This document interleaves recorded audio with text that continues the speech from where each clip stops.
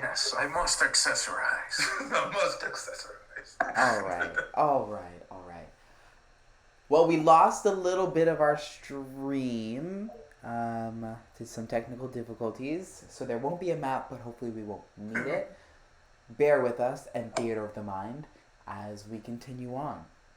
Now, as I mentioned before, we are going to time skip ahead a little. You do have about a week before Jadot will supposedly give you your answer, in and of that apparently no answer is enough of an answer. In that time, however, you all get up to your own deeds. Where do we find Ambassador laying their efforts? I know you had to go back to the library. I guess I would do a library trip because Stark wants to, go visit Prentice. So there's that going on. And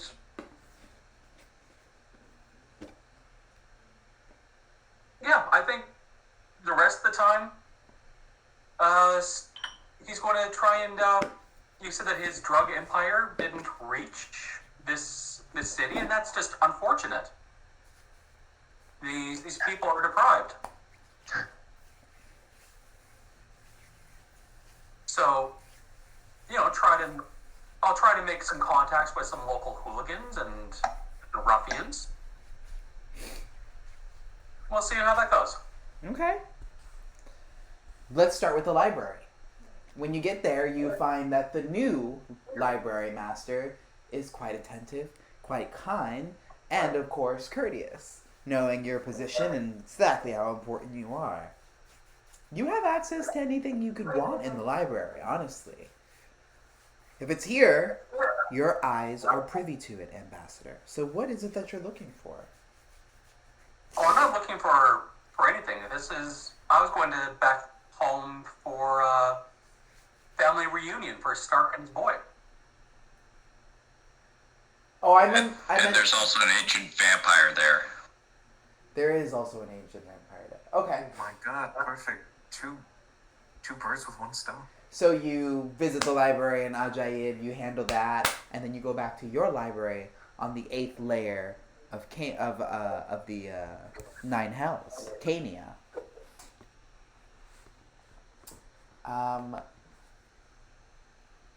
When you find yourself here, there have been many precautions undertaken to secure this creature, of which you have found out a couple things. Not only is this vampire perhaps more than a millennia old, it also has, over time, transmutated and grown into something even more. You're still not sure how yet, but there is demonic type blood flowing through this creature's undead corpse. It is not only an undead vampire, but also a demonic creature. You also find that it has an extreme adaptation that seems similar to a type of magic you've seen before. Shares similar qualities to Stark's blood magic. And the last thing is that nothing can kill this creature. Not dismemberment, not taking massive damage, nothing except for sunlight.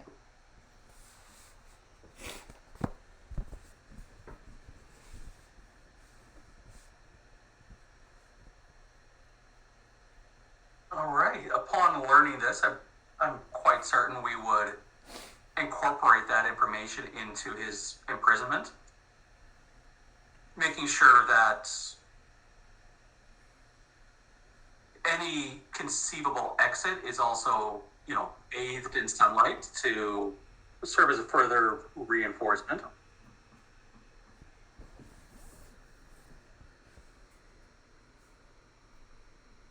Is he conscious? No. While staked, the vampire is not conscious. They are always incapacitated.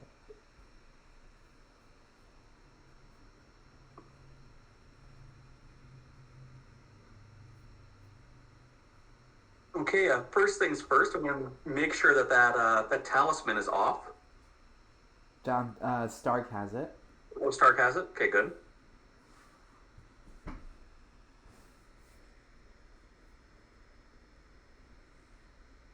And since Dante was going to come visit Hell because that's where also we've stashed away Prentice for the time, I think. You mean Stark? Yeah, no, Stark, I thought Stark stashed away Prentice in Hell. Did he? He did. No, Yeah. he said he. Yeah. Oh, he did. He I thought he was did? at the Grove. Yeah, I stashed him in hell until I could turn him. Seems like a weird place to stash a human, but okay. Hey, bro, I know you want to join me. You want to be my friend and all, but I'm gonna need you to just go chill in hell for a while, all right? Well, okay, listen. All right, we could word it like he spent the time. All right, Stark took Prentice with him on this visit to hell. How about that? Interesting. Okay. So he could spend the week in hell as he's turned. Interesting. Okay. Whereas the time before he spent with Atlantis in his grove, I guess. Oh, Atlantis is getting jealous. You're still number one fan. Jealousy? No. How unbecoming of a ruler. I have a right to speak to my advisors. Yes, he is mine now. Whoa. Technically. So, Stark, what shall we do? Well, He's a demon and therefore eligible for execution at any time here. Can be a simple problem solve. true.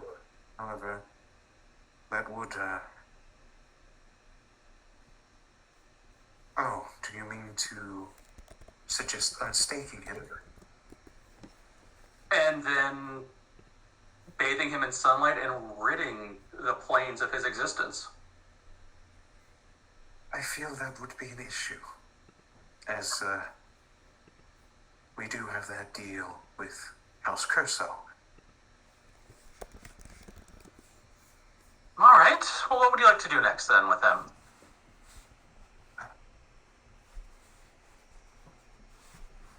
I need to learn. I need to learn more of his magics.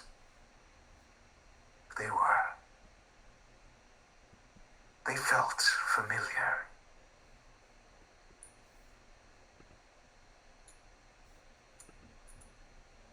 A copy, almost.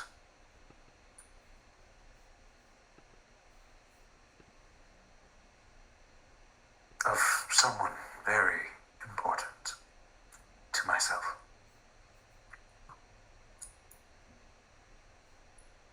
Ambassador understands what he's saying and gives a little nod.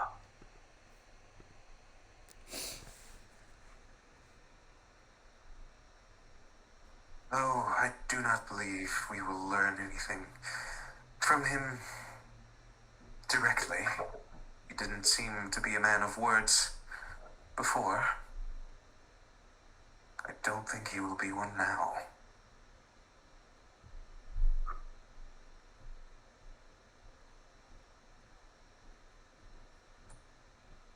There's something I've been curious about when it comes to vampires. I know that you sustain yourself through blood.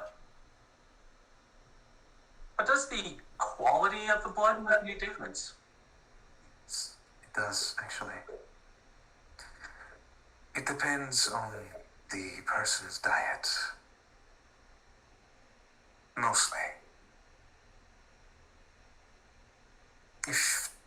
person eats too much sugary foods, for example, the blood would be very sweet. Overly sweet. It'd be terrible. Oh my, is this like when when a mortal visits a pleasure house and they walk away with a disease? Can you, like, eat too many sugary humans and get diabetes? Technically, yes. I mean, too much blood. That's why, look. Yes, the vampires can become bloated if drinking too much blood.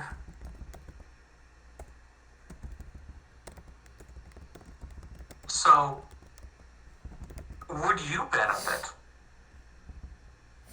from us keeping this guy on ice, and then he can become your meals?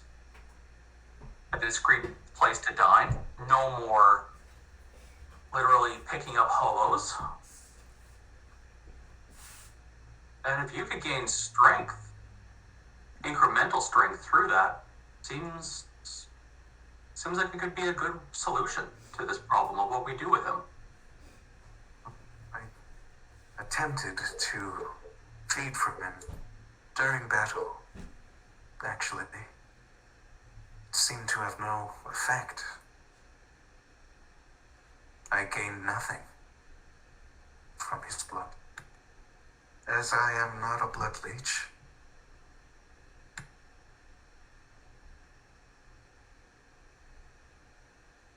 I could perhaps give it a second try. Have a little nibble, I suppose. And a blood leech is when a vampire. A blood leech is created when a vampire's first meal is another vampire. Indeed.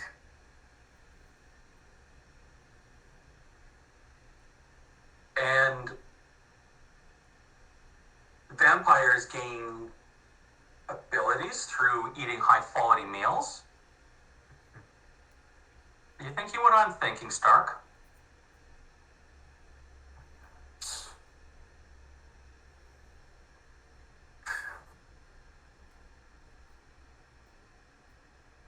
We might be able to create the most powerful blood leech with Prentice.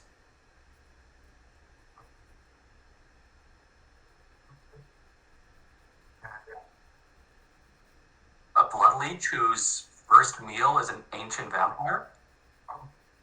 Fuck. Oh, fuck. Oh. That would bring a lot of issue.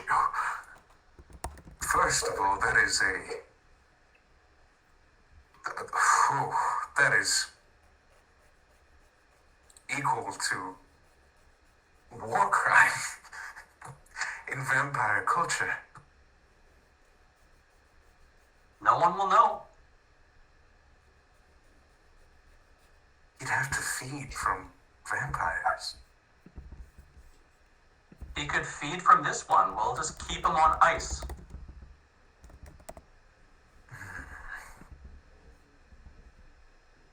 Think of the possibilities. The possibilities.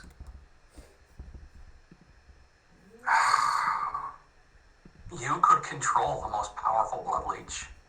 Oh. I've tried, but Esme.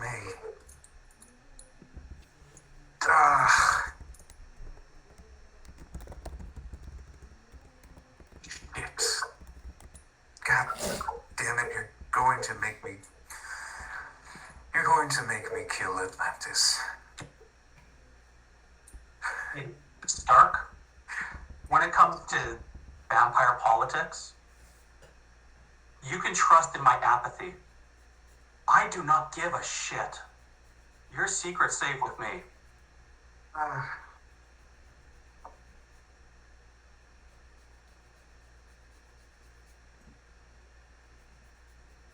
Roger. Fuck it. Fuck it. Let's do it. We're doing science? We're doing science. Though, one condition.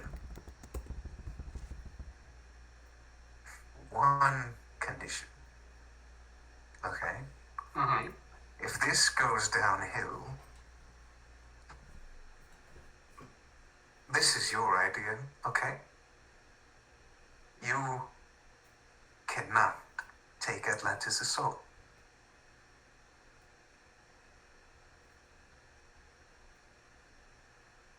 I'll agree to that, but this isn't a get out of jail free card.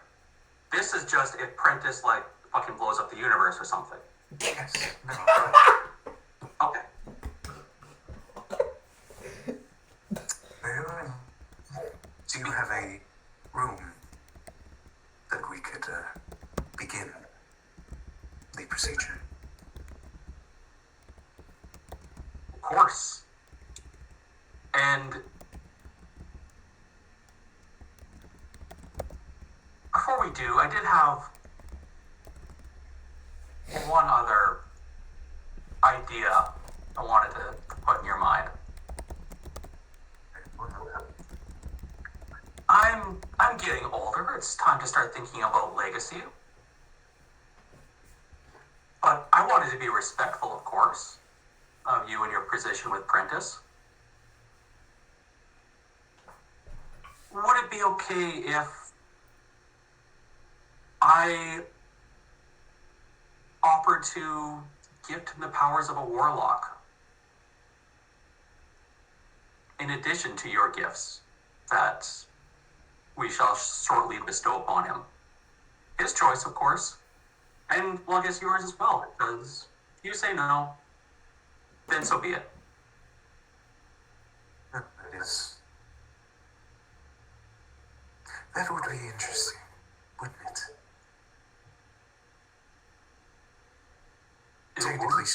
Technically speaking, we'd be connected by one being, which would be Prentice. Very true.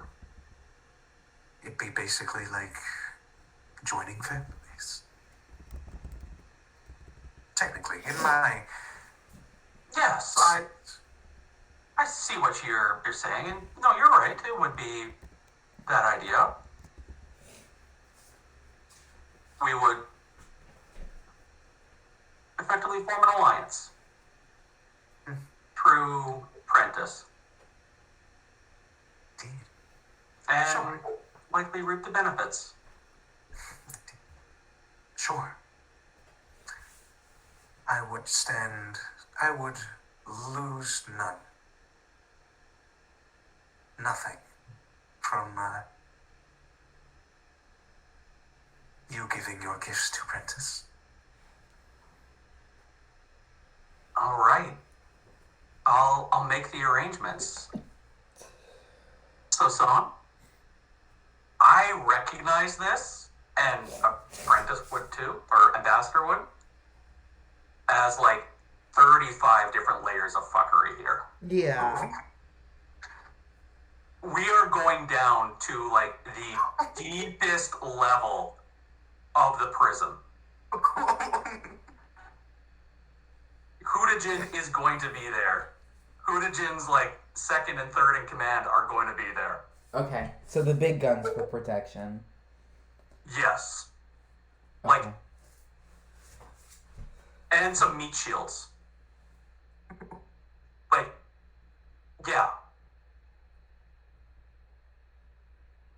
Just make sure he doesn't bite the meat shields. He'll die. Oh, he shall only die on our friend here, who was so terribly rude to us. Indeed. Manners get you everywhere. Absolutely. I mean, he swarmed you with his bats. Yeah. What a dick. He is. He is truly an asshole. So really, we're doing the world a favor. Absolutely. You know, You know, Ambassador, I think you and I will get along great. Ambassador, damn it. How do you set up this room besides the guards? How are we going about this? So there's going to be guard. And where did you bring? And when does Prentice come into all this? Oh, we're going to set up the room first, Right. Before engaging him. Okay. So there's going to be guards everywhere. There's Yep. going to be magic casters everywhere. By default, everyone, I guess for this, we'll call it ceremony, which will. So the plan, I guess, will be that an ambassador will offer the gifts of a warlock first to Prentice, and then depending on the answer,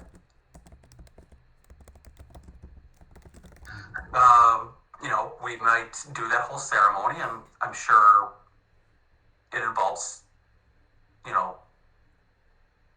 nouns and verbs, whatever that would be. Ambassador would know. Chris doesn't. Then following that, lots of people would get protected under a anti-magic shell. Once again, pretty much everyone with a sword who served everyone who's competent with a sword is going to be there just to prevent the fuckery that might happen. And then Ambassador going to turn it over to Stark to continue and I guess convert our young friend. So you just have the blood leech like on a table, Yeah, so blood leech will be on a table. There's still going to be those protections that I mentioned earlier of sunlight. Maybe there's like some devilish druids there who like have the pedestal surrounded by, was it a sunbeam? Okay, cool. Have like a ring of daylight around him as like a cage. Yep. Okay. And it'll be sort of 3D, where it won't just be, sort of surrounding the pedestal, just on like the X and Y axis. It's also, there's going to be at least one or two beams of light sealing up the top. Yep. Effectively, we're creating like a cube of force. But with sunlight. Yeah, I got you. Okay. Stark, what are your preparations before you call Prentice? Stark will prepare a circle in the shape of a pentagram, completely made out of blood. Obviously. His own. Obviously. And while this is happening, Ambassador's like, we have that, a lot of it here. Well, yes, but this is a specific ritual that must be done with mine own blood. Gotcha. Okay. Continue. You know you. Yes. Okay. And at every corner of this pentagram, he will have a crimson candle lit.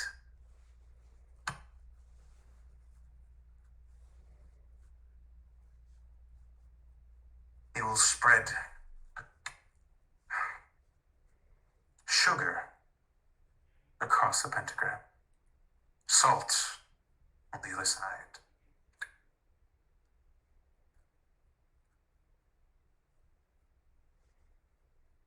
He will ask Prentice to lay in the middle of the pentagram. we should see if Prentice wants to become a warlock. Oh, that's true. So you call Prentice in and you've set up your pentagram in your examination room. And they walk in quite bewildered to begin with. When they see you, their eyes widen. Stark! Where have you been? Oh, geez, Princess, I've been a little busy. Lots of important things I have to manage. Where are we?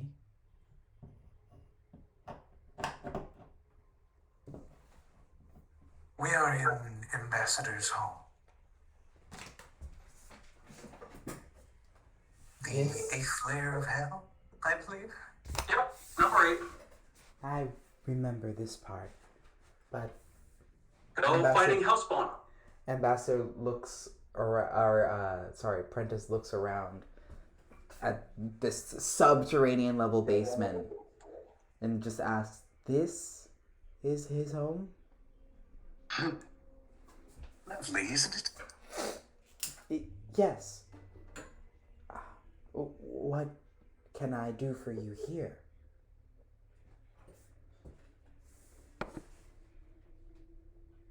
And, Ambassador?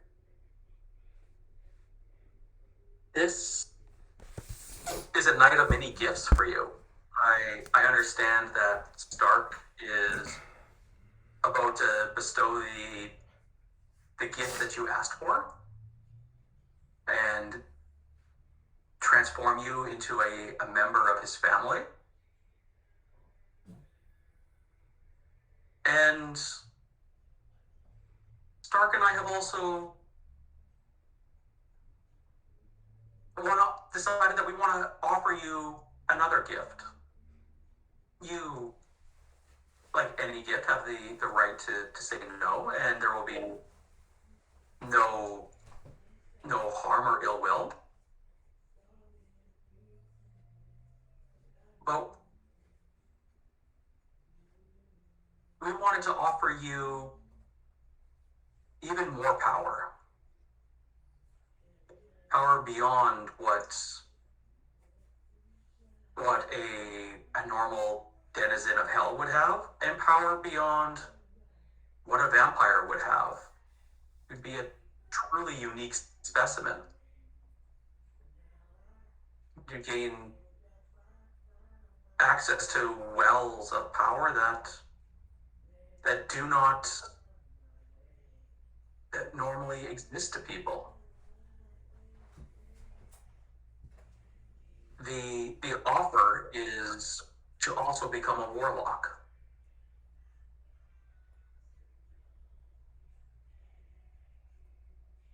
We would figure out what interests you, whether you like the power of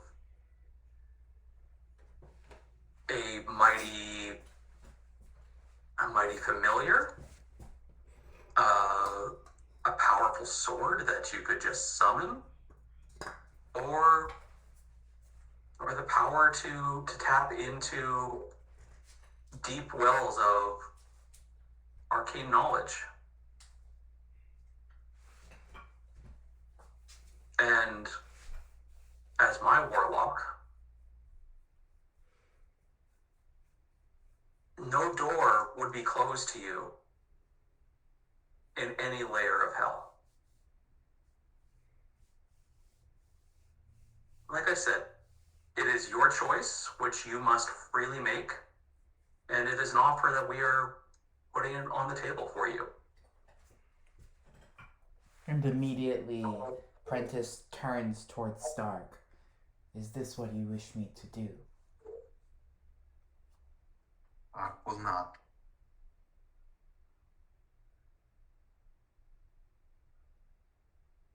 It is the process. Then so be it. Whatever Stark wishes is my task. I accept.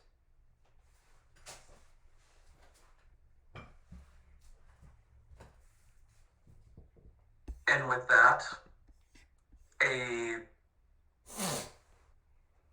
ancient black book manifests in my hand. This book contains the signatures of every person who has become a warlock in service of the eighth layer.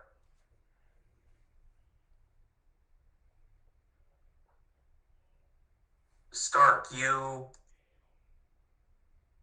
might be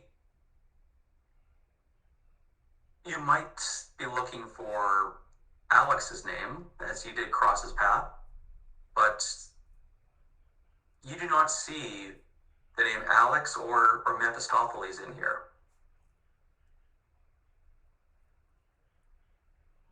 And as I turn to a page with a dotted line and a space left on it, a quill appears in my hand. And I repeat, this is a gift, but it must be freely chosen. If this is what you seek, simply write your name in the book. And very quickly and resolutely, Prentice pens their name across the page.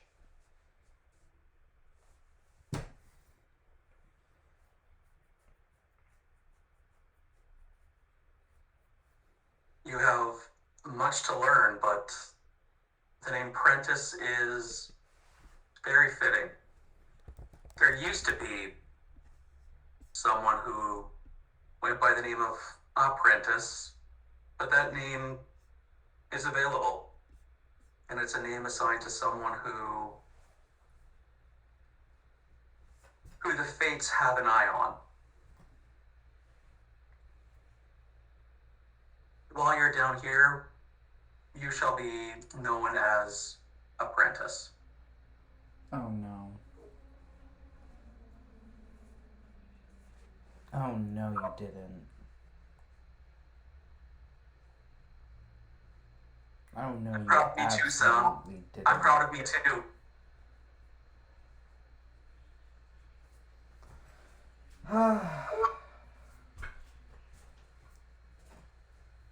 Prentice solemnly nods their head in agreement. They turn back to Stark for approval. Stark simply nods. I am ready for what is next. Very well. And with that, all of the soldiers, the spellcasters, the effectively SEAL Team 6 of Kenya prepare themselves. Some step out of the room for protection, others step into anti-magic shells which appear, and the ring of light is recast. Ambassador steps into one of the anti-magic shells before preparing a couple spells. Or I guess one. It'll just be a crown of stars. And then as Ambassador steps into the anti-magic field, those stars dim and then fade.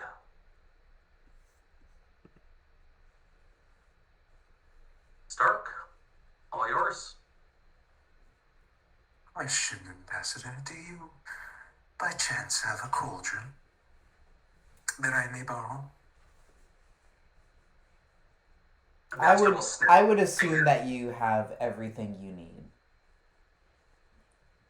Ambassador will snap his fingers, and since you requested that cauldron, a large ceremonial one has been brought forward. This is not something that you pick up at a small enchanting store. You can tell that this is an item worthy of the moment. Perfect. Also, sorry if this is a bit strange. Do you have a fingernail or strand of hair I may borrow? Of whom? Ambassador. He's asking this of Ambassador.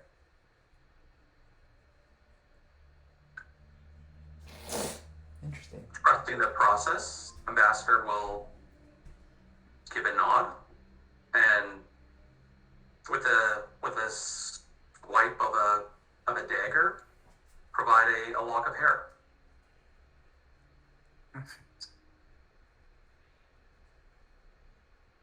And you, Prentice, my child. I need a sample of your saliva.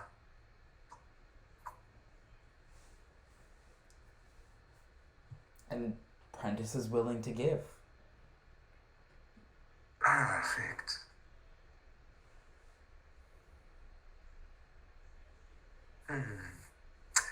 This should do. Stark will again slice into his arm and let the blood pool into the cauldron. As he pulls out a doll. Made from several odds and ends. There's even a pin in it. Stark will wrap Ambassador's hair around this doll.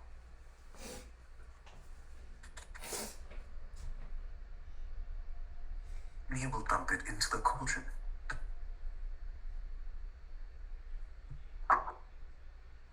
Next,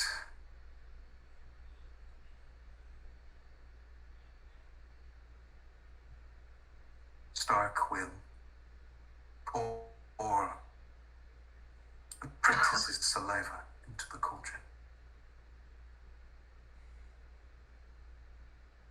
He will add ash into this mixture.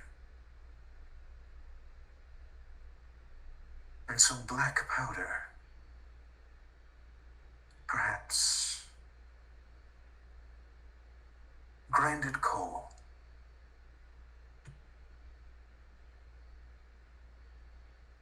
He will ask for a flame. And once he is provided a flame, he will begin churning, mixing this concoction. He will then grab a chalice. Once everything is mixed completely,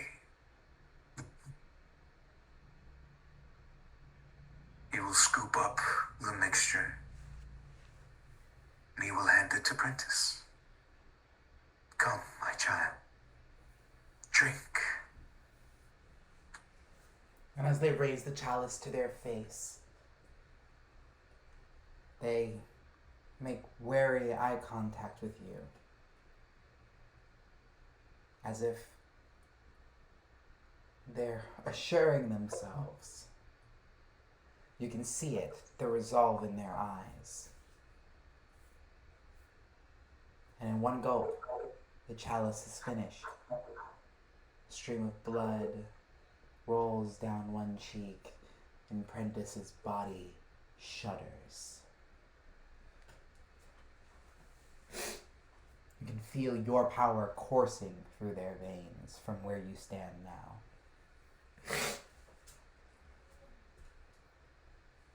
Absolutely marvelous. Please, we are not done yet.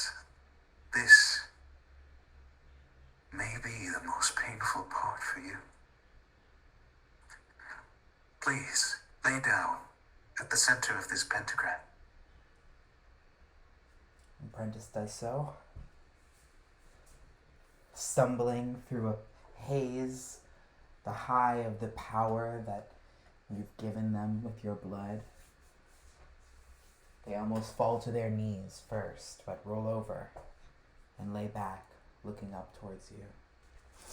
Now, it is time, my unite you with a gift of mine own. Stark will,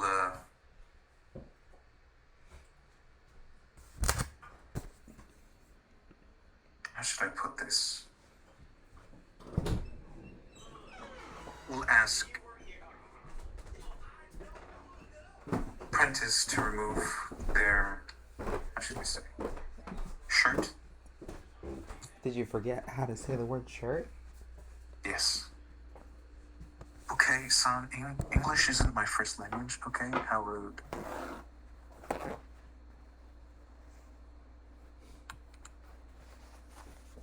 Anyways, once Prentice is shirtless and laying in the center of the pentagram, Stark will pull out his ritual knife and begin to carve symbols into, well, one specific symbol into Prentice's chest using said knife.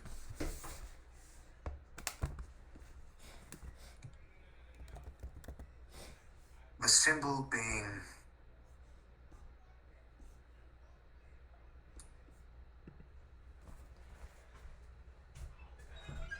a palm with a skull at the center. He will then begin to carve chains stretching from this center point across to the ends of his arms, his hands, to the very points of his fingers.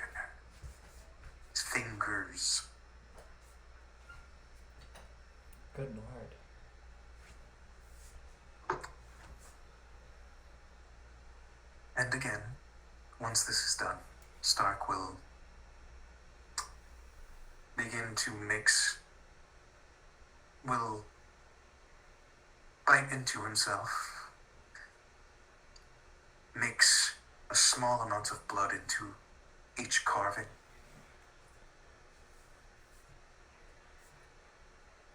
He will pull out a small skull.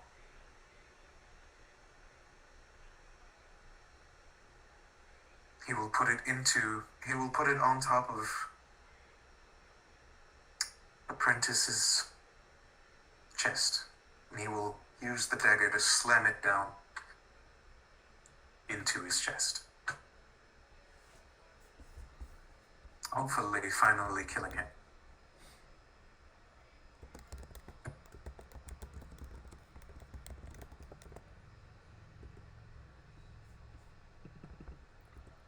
And with that, the knife slammed through Prentice's chest. Blood spurts up from the wound through the skull, finding its way into the patterns carved into their body. It also bleeds out across the pentagram, finds itself running through pathways.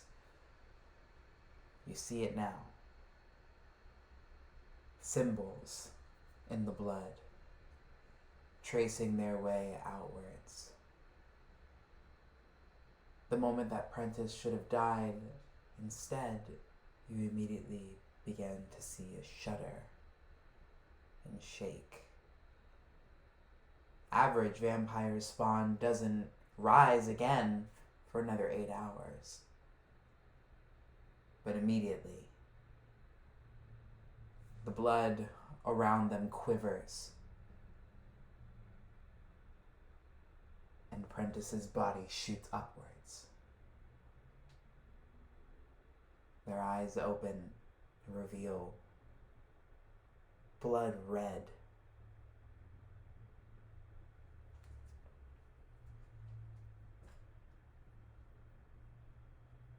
Stark,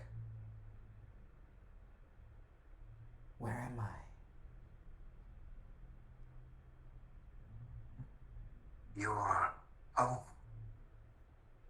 my child, with your family. I I feel strange.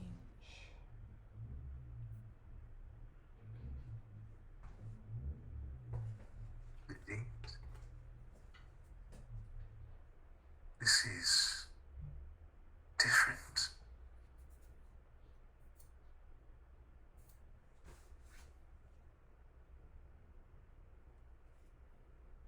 A tickle at the back of Stark's mind reminds him of the rings that he got.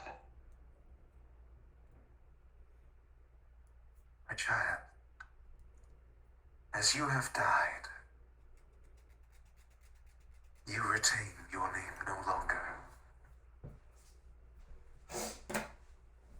And as your sire, I will provide you a new one. Please.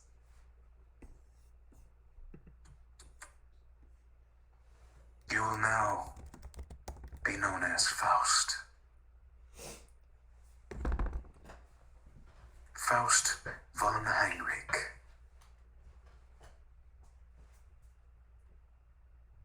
I take the name with great pleasure.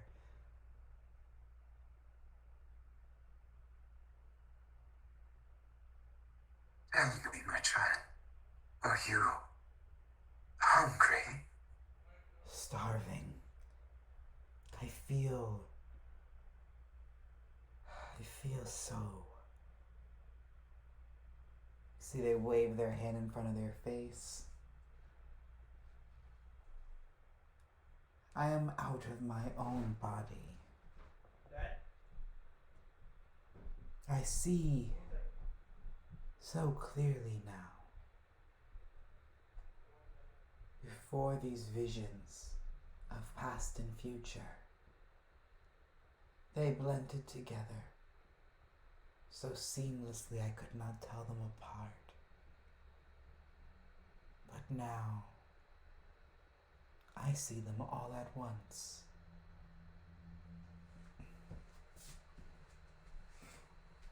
Fascinating. Well, I believe it is time for your first meal. Come, my child. You must be fed. Stark will lead him towards the prince. No. Ring! And the vampire spawn follows you.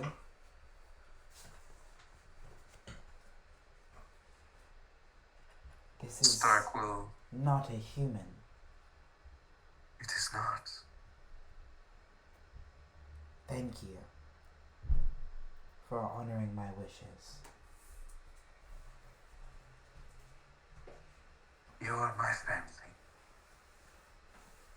I will do all in my power to honor your wish.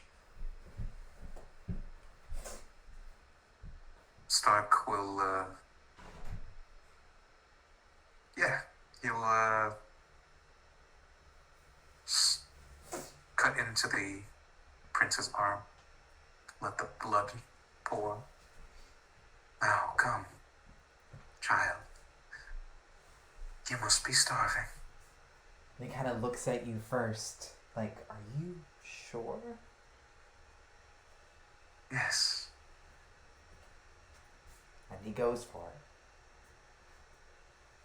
As soon as his mouth reaches the wound, and he begins to draw the blood, you see his eyes roll back in his head. That same blood red pours over them again. In Cania, the moon that had shone begins to turn blood red. Demonic scourges all throughout this realm, if there are any, begin to stir. Undead creatures feel something pulse in the darkness. The black light flames in all of the great twilight tower flicker as Faust lets out a deep moan that shakes the building. He drinks more and more and more and more till you start to watch as the body of the ancient vampire begins to become desiccated even further, sucked dry completely.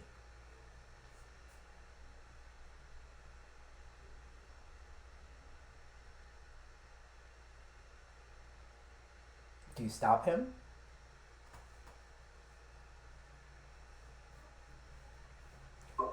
Ambassador would be like, that's supposed to last him like a lifetime. Yeah, so, Stark will stop him. Make a strength check. Athletics.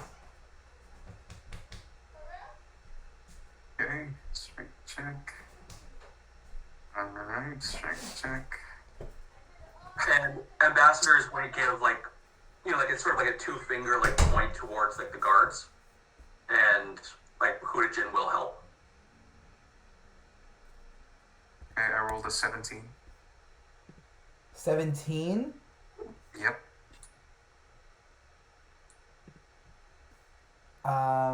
Against a 20. Fuck! And you reach down and what do you say? Oust my child, please. You must not drain it.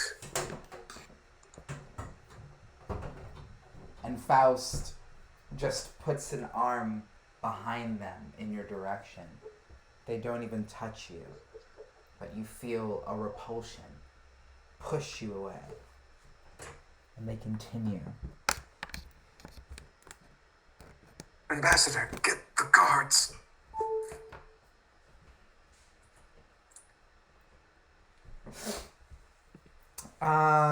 What are we saying these guards are? Hudijin is Hudijin and like everyone who reports into him.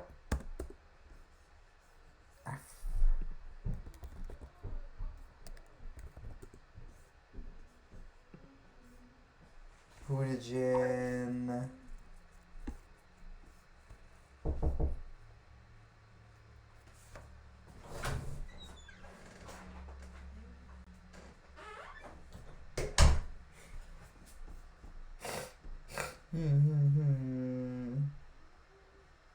We'll say they are pit fiends.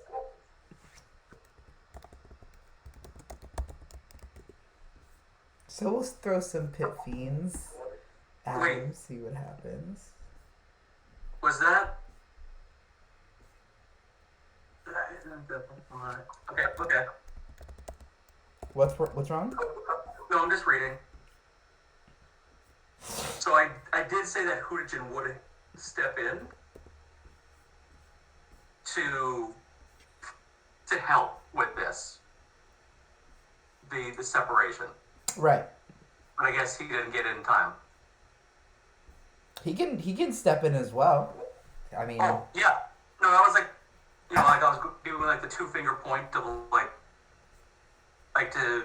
Do you want try just? and give Do you want just Hudijin to go? It would. My intent was for Hudijin to like reach in and just like break that thing apart, like break the assist Stark and break that apart. Okay, make a athletics check as Hudijin. Hudijin, that athletics is just strength, right? It is. Okay, so he rolls out with a +8. Beat a 21.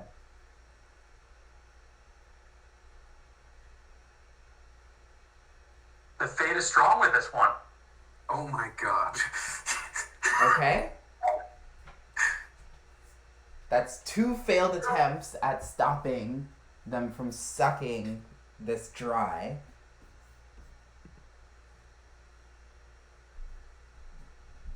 You know what? I'm gonna try. This might be. Stark, don't you have inspiration from the, I used it for the performance. Only somebody was here to give you another inspiration. Why would you use that inspiration on the performance? Because I wanted to shred the fucking Oh guitar. my freaking god. You can have nice things. Let the man shred the guitar and do it. Oh, he shredded alright. Alright, roll a wisdom save. A wisdom save. Yep.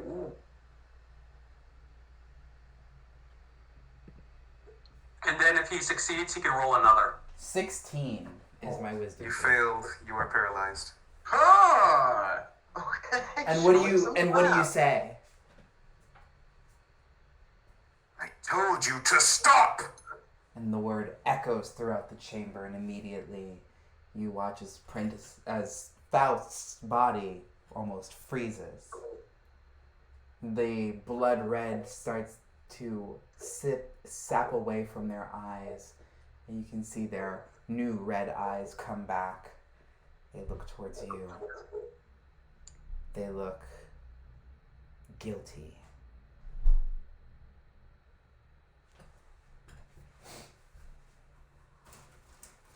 You must learn self-control, child.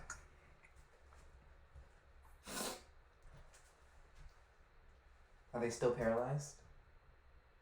They are indeed. Okay. They can't say anything.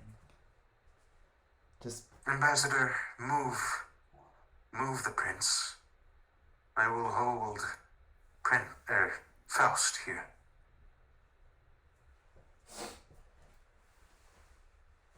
I'll give him a nod, and he will be under extremely heavy guard. So that makes sense. We shall keep him here for the time being.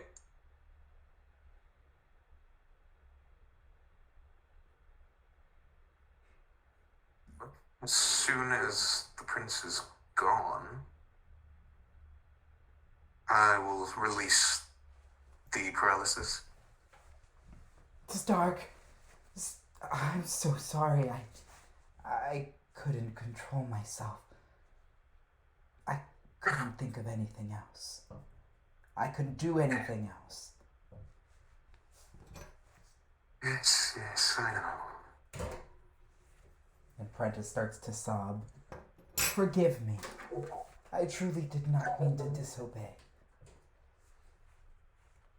Stark will kneel and pat him on the head. It's alright, child. You knew no better. I myself could not stop.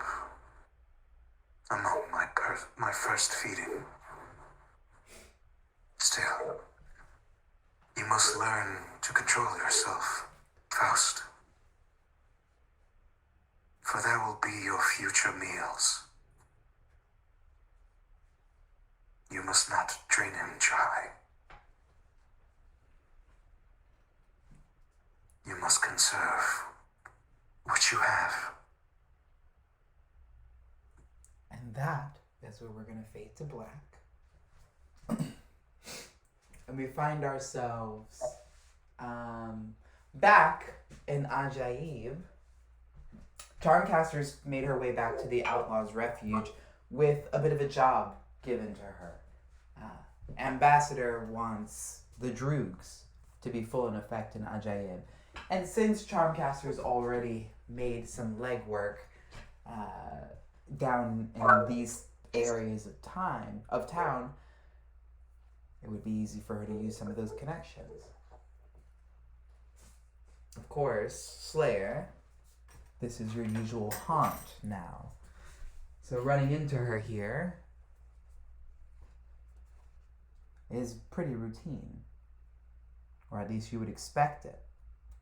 But you expect her to come looking for you. Instead, you find her talking to some low-rate peddler.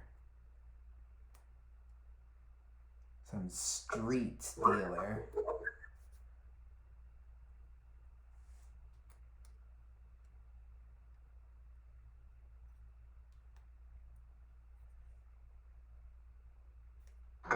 Slayer would just see what she's doing and listen in, read lips. You can basically get the whole conversation from where you are across the room. So I've got some good product, if you want it. That is, if you want it. And if you think you could move it, it's high quality stuff. What do you mean? I think I can move it. Of course I can move it. I can move anything around here. What is it? Probably something I've already heard of. Trust me, kid, I've been around the block. Alright? Pretty face like you probably doesn't know as much as I do about the business. So, why don't you just give me what you got to sell? I'll tell you how much I'll sell it for, and then we'll go from there. You can see Charmcaster's face from across the room, visibly annoyed at this.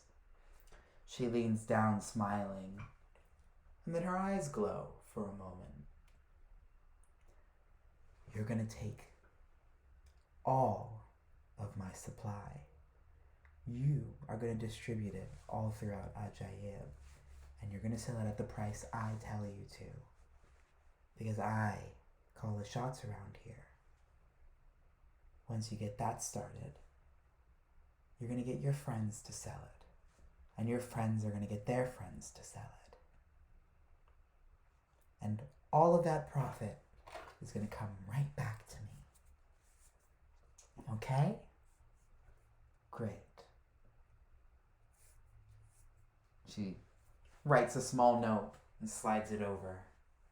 You notice the man's eyes are glowing a similar color to hers. And as she walks away, the magic seems to fade. The man behind her shakes it off and picks up the note and reads it. Begins to walk off to whatever business he has elsewhere. See Charmcaster keep moving about.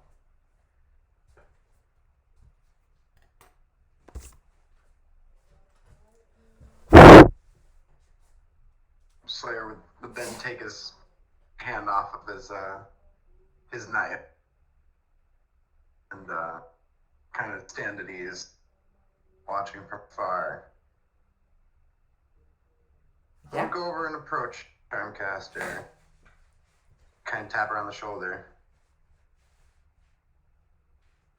No, it's you. Well, you seem to be quite the entrepreneur. And you seem to be good at minding everyone's business but your own. Don't you have a Khalifa to kill? You'll find I can be quite resourceful. And, yeah, waiting for the right time. The right time. Time is of the essence. Listen, said we're gonna do it my way. And I don't know if I like your way. I am the one paying you, aren't I?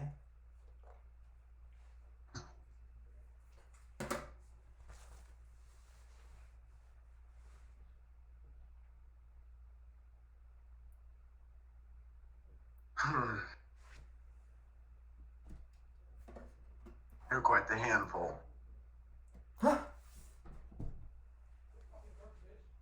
Can I buy you a drink?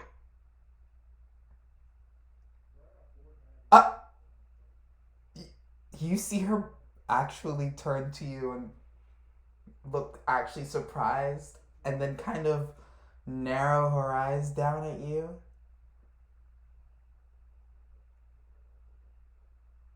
Gin. On the rocks. She walks towards the little bar that's at the edge of this little outlaw refuge. And Slayer will walk with her and kind of flag the drink down. What'd Slayer drink? Probably a red wine.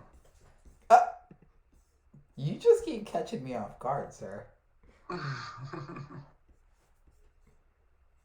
Charmcaster kind of smirks and I didn't picture you for a wine kind of guy.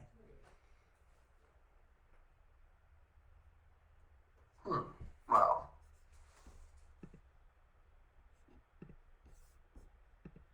Sometimes first glances aren't what they seem. Indeed. So, tell me more about your way, since it's the only way we're going to go about this. I feel like I'm at least entitled to some details.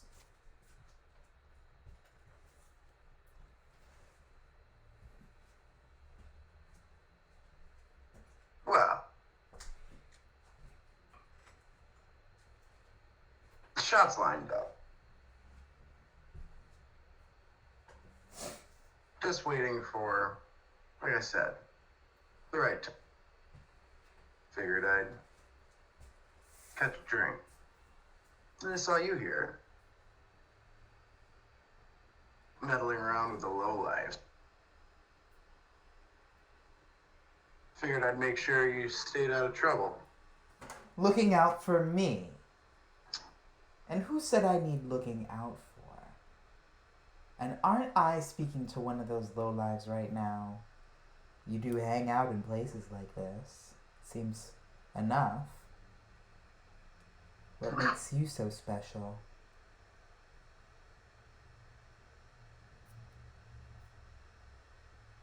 You'll just have to wait and find out, sweetheart. Besides, you haven't finished paying me yet. Can't have you pushing up Daisy.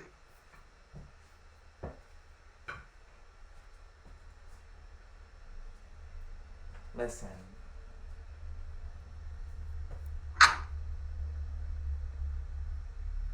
You're a lot more talk than action so far. We've got a deadline. Just make sure you're not late.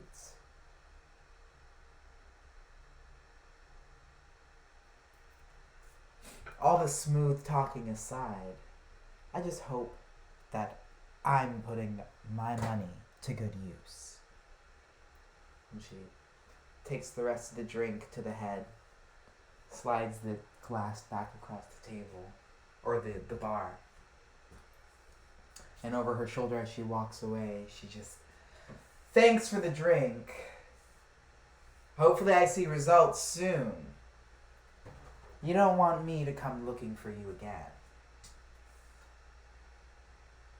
Not without good news, I hope. And, Slayer will just nod as she walks away. Finish the drink.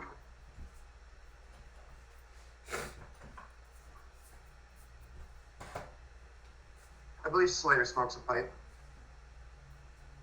So we pack a little tobacco. And the bartender leans over and gestures to pour you more. Lady troubles. I know what that's like, mate. It's a little lizard folk, man. Let me top you off real quick. Wave my hand over the glass. No trouble. And, Better to not drink your sorrows away, I feel you, understand. cash my pipe and leave a gold on the table and walk off into the distance. desert. Okay. Fade to black? Question mark.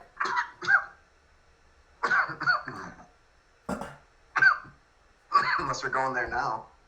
Going where? To a tall building that has a vantage point close to a mile away on the Khalif's bedroom. Yeah, you do have a spot where you've been, camping out, and literally you have the shot lined up, like you said. You could strike at any point. What is the right moment for you? What's the moment you're looking for? And this is something you're probably thinking about as you go back to that roof and you're hanging out there. What is the moment that you're waiting for? The clear shot. Oh, okay. Just a clear. I mean, you have a clear shot at any time.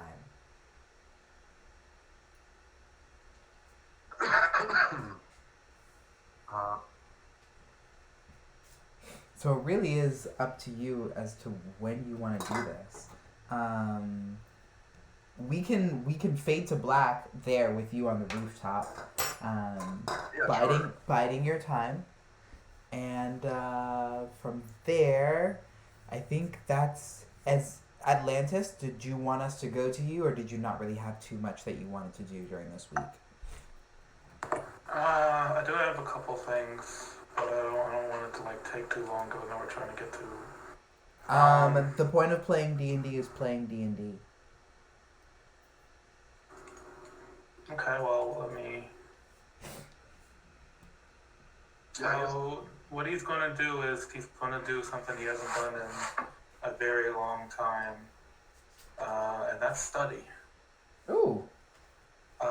Every morning, as his routine, he's going to, go for a swim around the waters. He wants to basically ascertain how different it is from the waters on Theros. What kind of are the creatures the same? Are they similar enough?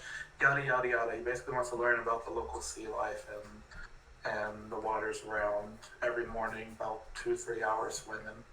Okay. I need you to do 2 checks for me first. You're gonna start with an investigation check with advantage. Okay. And then you're gonna roll a d20 or a d100 for me. Okay. Let's see if the real dice gets me something. Oh, 11 on investigation. With advantage? Yes, that was with advantage. The first roll was a 3. D100. Push.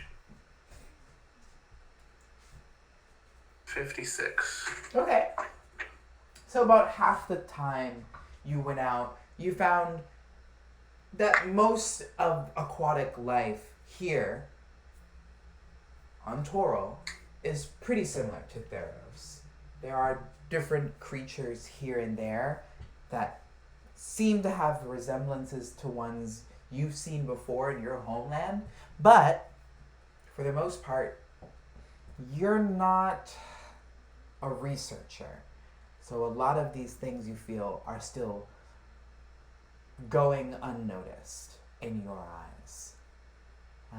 Things are different, but it's not quite clear to you where those differences lie all the time. Okay. So basically, they're similar enough that I can be like, oh, that's a manta ray, but I don't know what makes that manta ray different from the other manta ray. Right.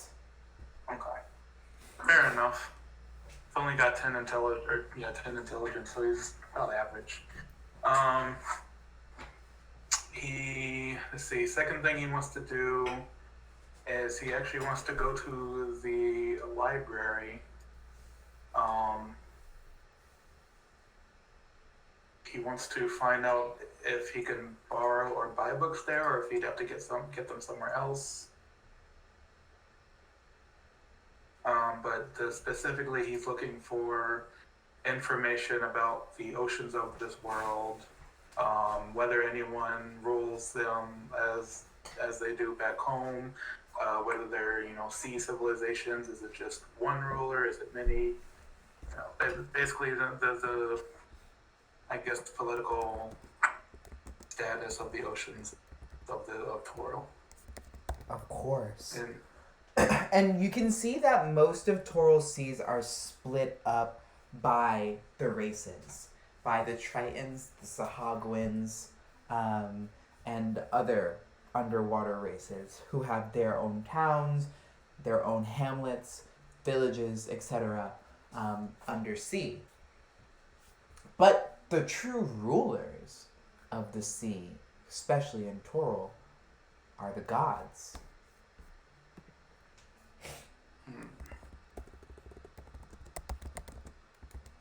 Fair enough, religious folk.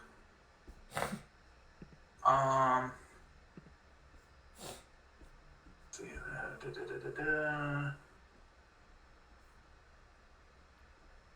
I don't need that one. I'll take that one now. Is he able to borrow or buy these books from the Of library? course. Of course. You just I'd have to like to buy them if possible. you just have to get so he can a- just read them on his own time. But You can't borrow them because you are not a native citizen of Ajaib, but you can read them in the library. So I can't take them with me. Okay, I'll probably take. I don't even know. I don't think he's much for taking notes, but he's going to make note of. I mean, if you want, you can steal them from the library, like a delinquent. Oh, that is beneath the king. I may as well play nice for now. Good thought, though, shoulder crab.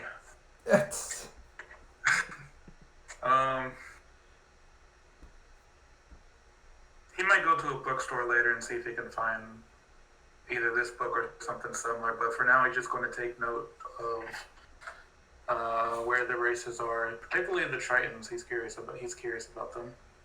You start to make a map of all the underwater races and where they are on Torol. Yeah. I would say you're not proficient with cartography tools, are you? No, just herbalism kits and war gongs. Okay, make a intelligence check here. Again with advantage. Oof. I'm gonna see if roll 20 does it better for me. Ooh, natural 20. So that's a total of 20. Nice.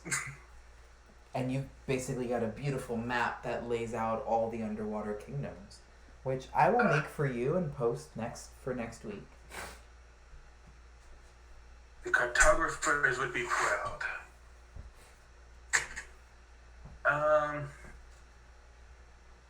You actually That, get pulled aside into your own memories as you're looking proudly at your own handiwork.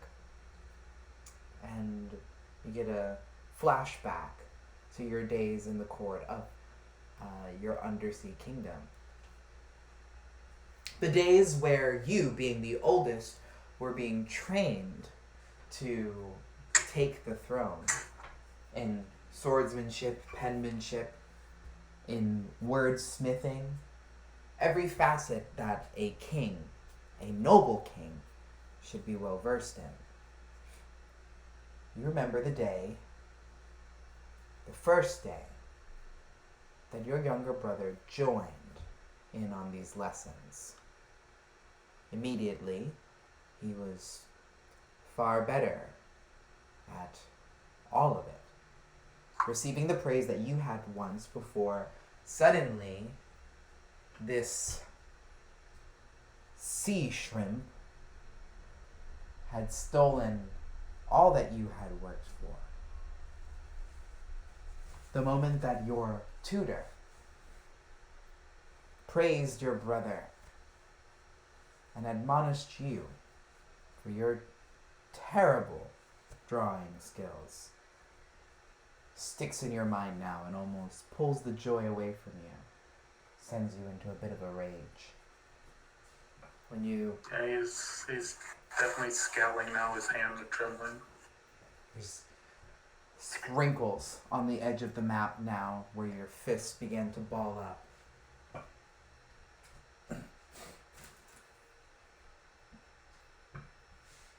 He considers just tearing the map up, but then he tries to compose himself and settles with just slamming a hand on the table. Breaking the Temporarily silence. Breaking the forgetting. silence in the library.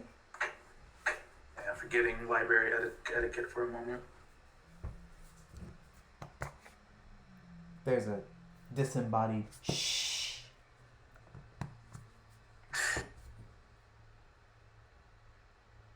He's going to just roll up the map and tuck it away, and with those thoughts lingering, he's going to leave the library and go out into the city.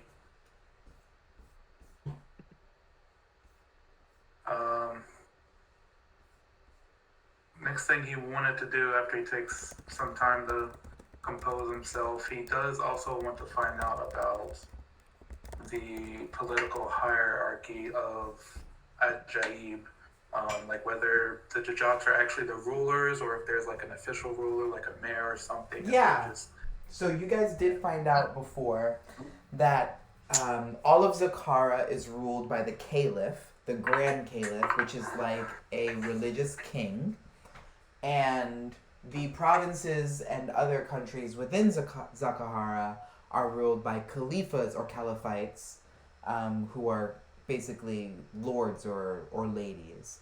The Khalifa of Ajaib is the Jadat is Jamil Jadat the Third's great grandmother. So Jamil Jadat the First, his wife, is now the Khalifa of Ajaib.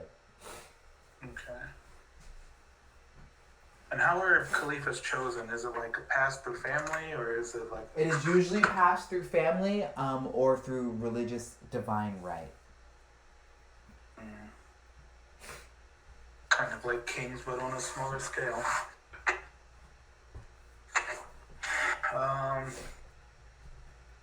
You would know that the Jadats are new to this power, and they were given it by the people who saw them as saviors of their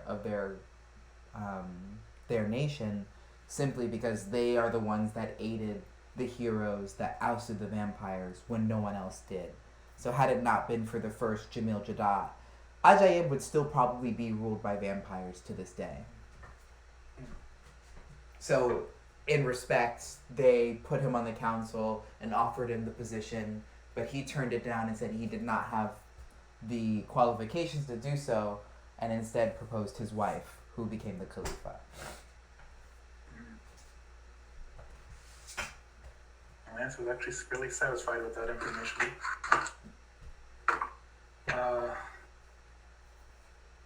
Last thing he wants to do is he's probably gonna, a couple nights he's gonna get real fucking bored and probably go mingle with the middle and lower class land dwellers and probably take the information or take the opportunity to find out whether they're happy with the current state of, their rulers and whether they prefer the Jadats not be there, whatever.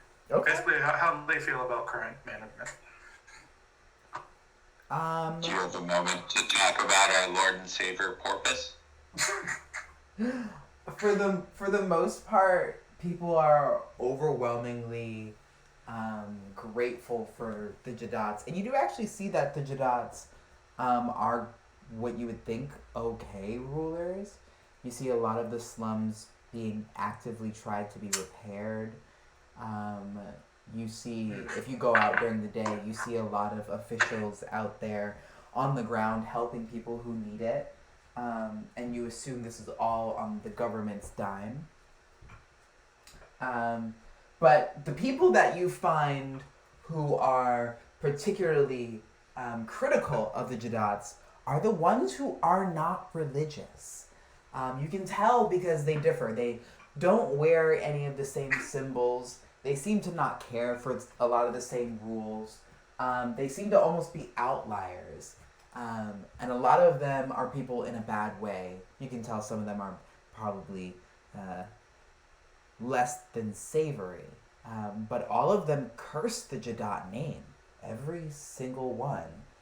Ever since the Jadats came in, they feel that religion has taken a stronger hold over Ajaib, where merchants and simple tradesmen and money and coin were the language of Ajaib before, and now it's all about the word of the Pantheon, and that is rubbing some people the wrong way. But it's a very, very small margin, a very small one. This is all very good information for a later date. You even, I will say this, you, on your last run of the evening, you're actually making your way back towards the Druid Grove and you find someone, on the shore. A scraggly looking man, And when you approach him, he turns up to you. Ah, I don't want to hear it today. I don't care what the gods have to say to me. Please proselytize somewhere else. I don't know who you think I am, but I'm not here to preach to you. And he doesn't turn from tying knots and locking and rigging up his little one-person boat to the dock. Yeah, okay, sure. Just, I've had a very long day, and not a fish to eat, so I'm not quite in the mood to talk to anyone right now.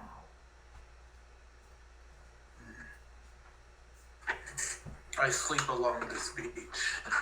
I was headed home. If it is food you require, perhaps I could find something to arrange. What?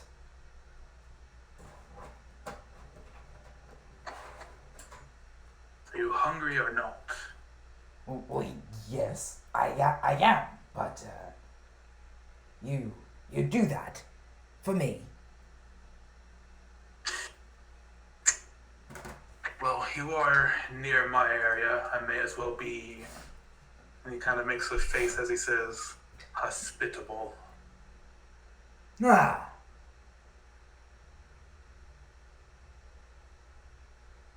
All right.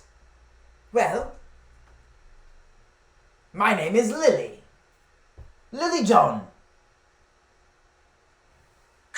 Lily. Well, I am Atlantis, king of the sea. King of the sea? Oh, all right, mate. Sure. Where's that fish you were talking about just earlier? I really am starving. Follow me. We shall feast at my grove. Now, what does it take to be the king of the sea these days? About 300 years of training and lots of family issues. Oh, I see. All right, then. What kind of fancy fish does a king of the sea get to eat, I wonder? It sometimes pains me to eat my own, well, I guess you would call them subjects. They do live in my seas. But we do subsist on a diet of mainly, well, I like crab, personally. No, never had it in for shellfish. Cod, trout, mackerel. Now that's what I'm talking about. I'm a little curious. You never did tell me your name. Is it really Atlantis? Yes, Atlantis, king Oh. of the sea. You were being serious. Okay. Yes. Well, I should have introduced myself properly then. Lily John, first mate of the dragon turtle. What is this dragon turtle? Well, she was one of the greatest ships that ever did sail any sea. What happened to her? What happens to all that brave the sea?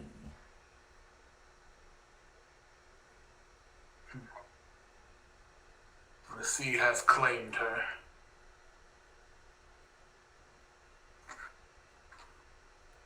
Suppose it is a better burial ground than it being washed ashore. I agree, I just...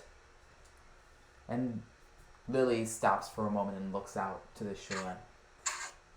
Don't you just wish all that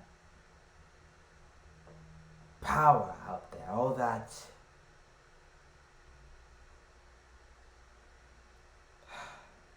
Don't you just wish you were a little more connected to it all?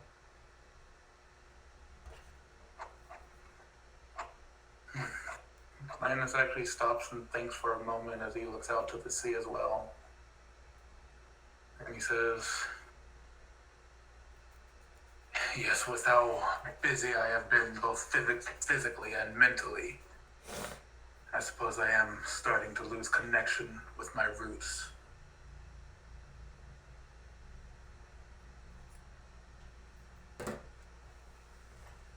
Yeah. Well, about that fish, eh?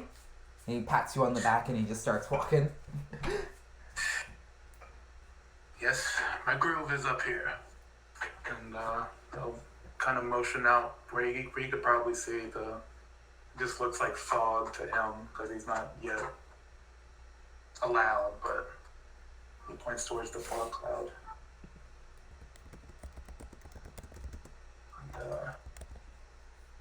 And lead him there, and probably he's going to.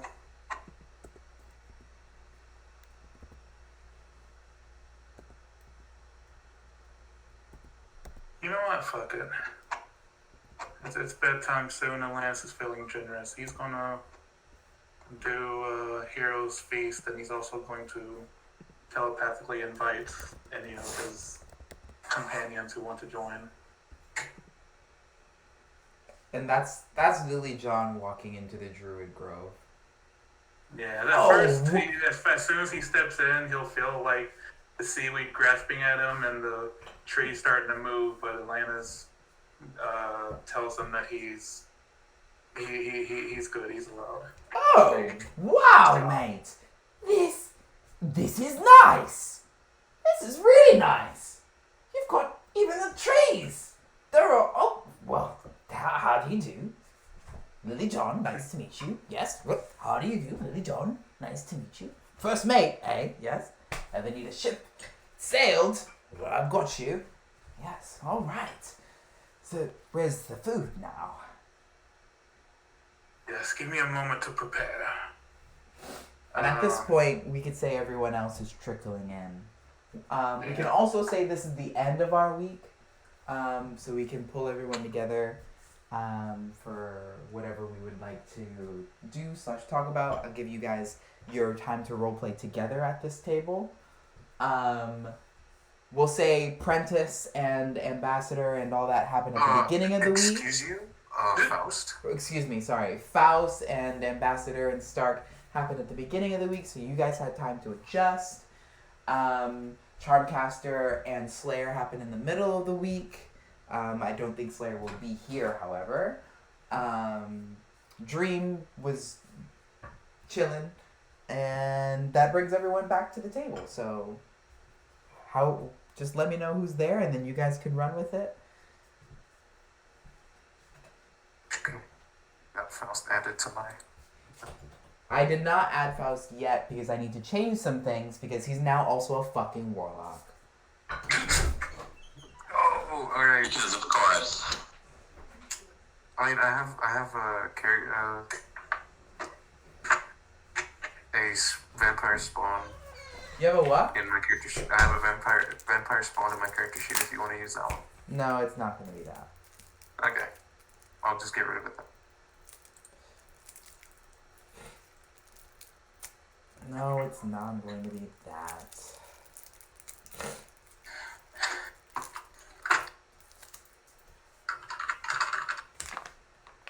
Okay, so we're all meeting up and eating, I guess. Atlantis, do you want to tell us what that message was that you sent out? As you're preparing the hero's feast. Yes, which I think takes 10 minutes to cast, something like that. But he'll say it to the others telepathically.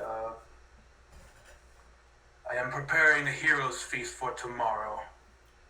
All who wish to indulge may meet us at the Druid Grove. I have a guest, a sailor from Ajaib.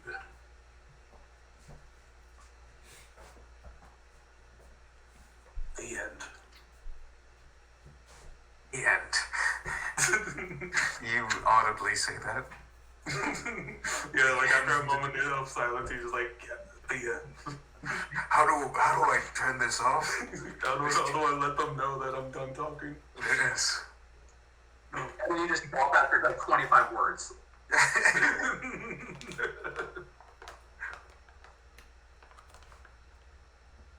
Feel free to respond, y'all. Gunbringer would love to attend. He wouldn't respond though, he would just show up. And they could just like teleport in Ooh, immediately.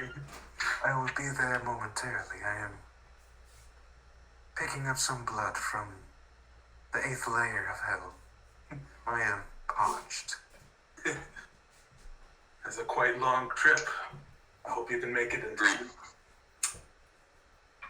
Dream and Crescent wander in from their training nearby, sweaty and exhausted. Oh, finally, decent meal.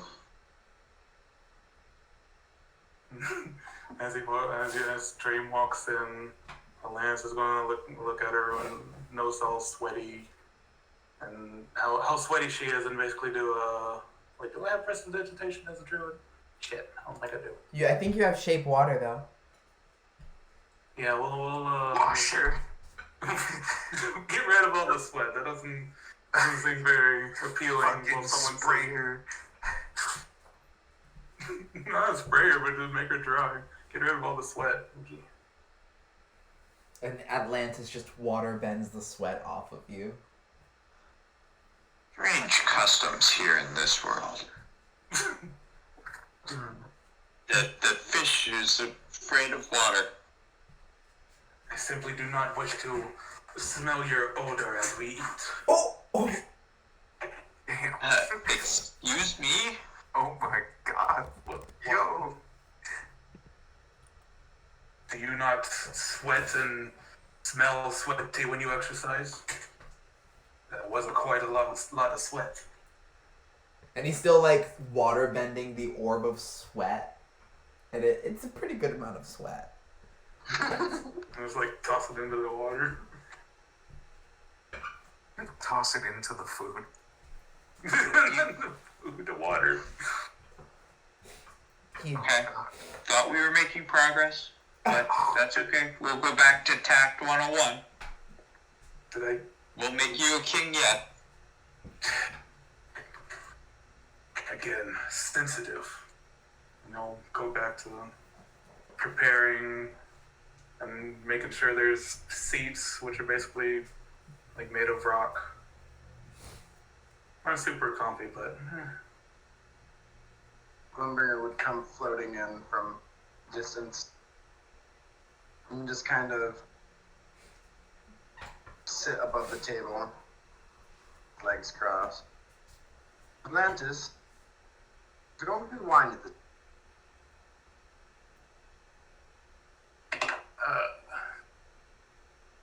let me look at Hero's Feast. I'm sure Hero's Feast would provide wine. No matter, I brought my own. It would be Ever content. prepared, are we? Whatever vintage you have, probably horrible, sour, overly fermented. And I'll reach in the bag of holding and pull out my bottles.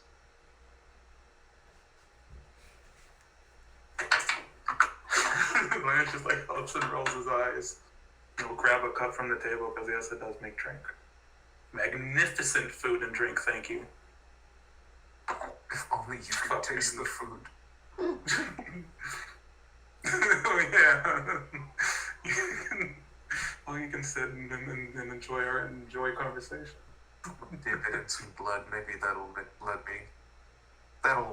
not turn it into ash. He can still eat and get the benefits though, right? Just shovel that ash in. Yeah. It's like eating sand. But Is Stark at the table?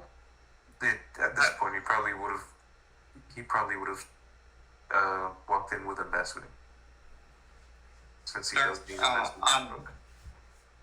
Honestly, Stark, after years of this, it's really about the ritual of eating rather than the taste in your mouth. Sure. Still, it does get sad. Some things look absolutely delicious. Like pudding. but I can't fucking taste it. Oh, I think there's some pudding over here, actually. God damn it. Do they not make blood pudding? Could you eat that? They don't. The vampires just drink this sludge gelatin, I believe. Blood gelatin. Yes. The coagulated blood. Yes. That'd be like It's Jello. horrid. Ah, Sometimes the longing is better than the taste. Takes another sip of wine. that's crazy. Try everything and indulge all of your vices. You know, we do have, like, a bakery in Darkhold. We've got blood biscuits. Quite nice. You've got some mighty interesting friends. Lily! Oh, Lily John! That's it. Oi! Nice to meet you. Yes, this is my guest that I mentioned. First mate of the Dragon Pearl I am. oh, so you've brought me my meal, Atlantis. Excuse me. Oh, No, Stark, I shall... Would you like me to go get you something? Oh, no. oh. It was merely a joke. Please. I'm beginning to like your company. That's... You've been gone for quite some time with Ambassador. What have you two been getting up to? Well, Do tell. we've been... How should I put this? We went halfsies on a human. Yes. We've actually brought him. Oh, is that who that is? I did not quite recognize him from his previous... what's the word what's a good word for being scared? Well, either way, he looks a lot more impressive now. Previous demeanor? Yes, that's a good one. Previous timid demeanor. That's a good one. Yeah, there you go. Everyone, please. I'd like you to meet Faust. Faust von Heinrich. And the young vampire behind takes a very deep vow.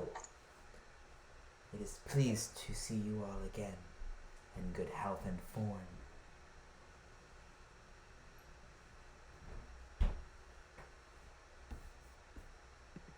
Just for clarity, here on this plane, he is Faust. In Yes. Enya, he is Apprentice.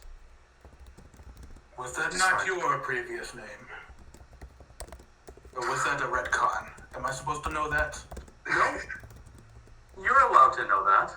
Okay. But what is this retcon? I believe it is chrono magic.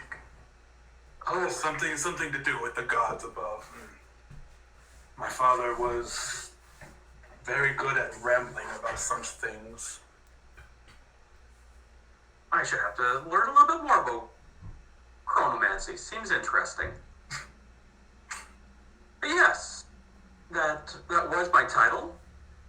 I've received a new one, and I'm looking for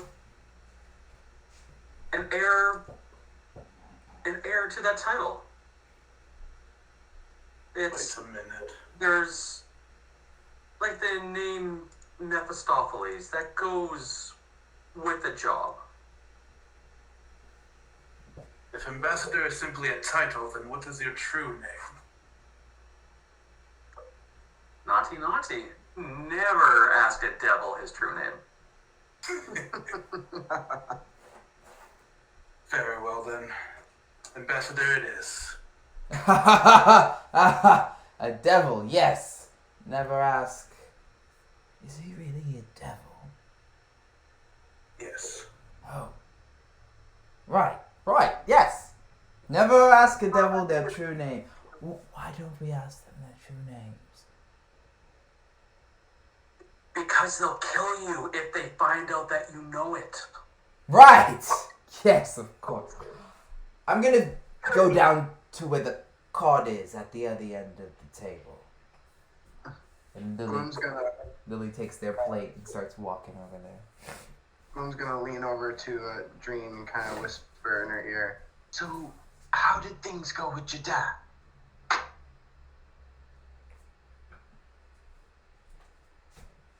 Are we all set for tomorrow? Hopefully. Think. It's about a week. I've done all that I can. We have laid the seeds. Tomorrow we'll see if they bear fruit. And he hasn't reached out. Isn't the anticipation dreamy?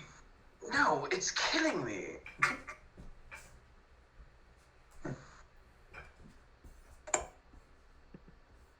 Listen up. We have what he wants. Yes, well, I hope this plan of yours pays off. I hope so too. I would rather not break my new toy now that it just started to get fun. I see big things for you, Dream. Well, if you want them. It's an awful lot of work to be done at the circus.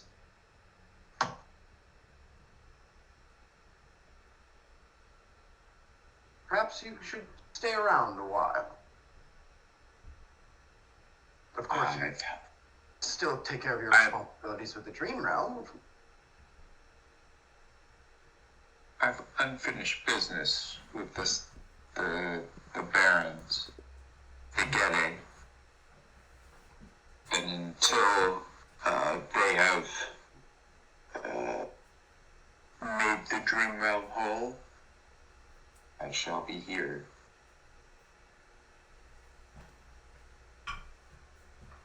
Well, when that happens, come see me before you go scantering off.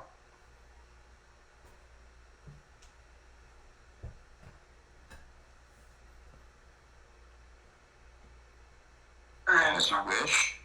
Right.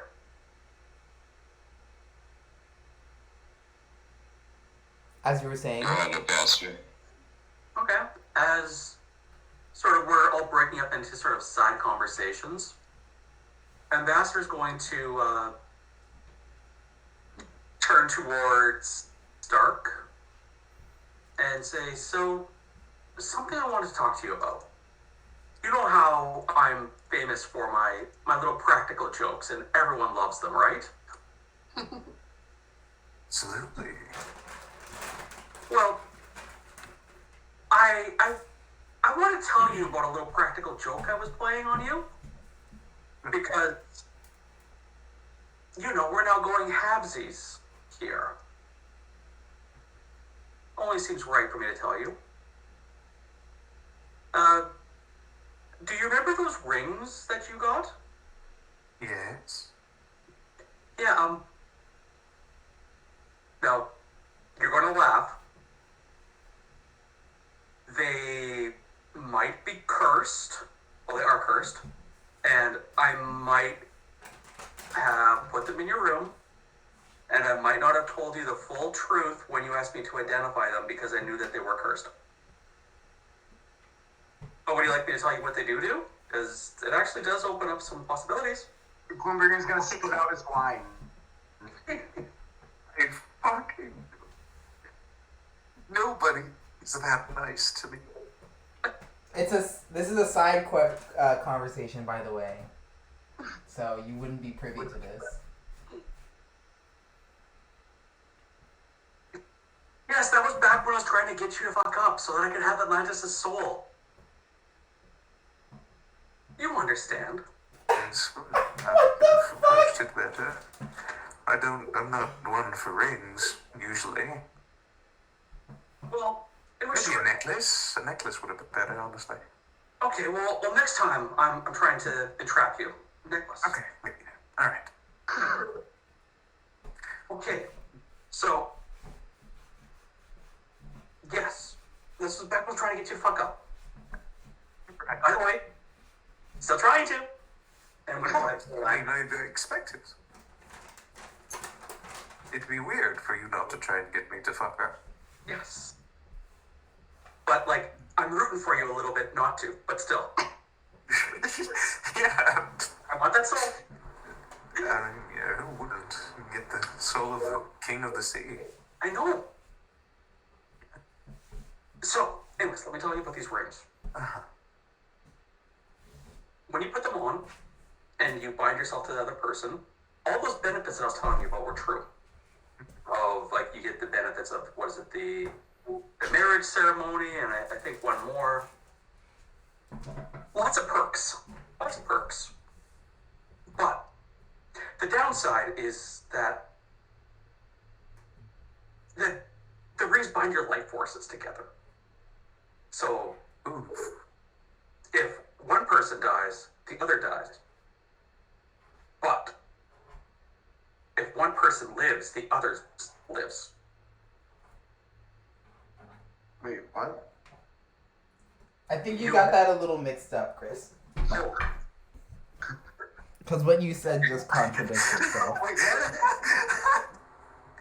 that's what I thought it was. That if, say in this case, Faust dies, then Stark dies. But if Faust is resurrected, then Stark is resurrected. There you go. Okay, perfect. So I got the mechanics right, just the English wrong. Yeah, I think the wording is what confused everyone. Yeah. So this could actually be to your advantage, where effectively you could become unkillable if we keep Faust, downstairs with a cleric. Something bad happens to you in battle, you die, he dies, then the cleric's like, nah, bam, and then both of you are up. So, still friends? I mean, I didn't see you as anything other than a friend. Idiot. You were quite, you were my favorite among everyone. Idiot.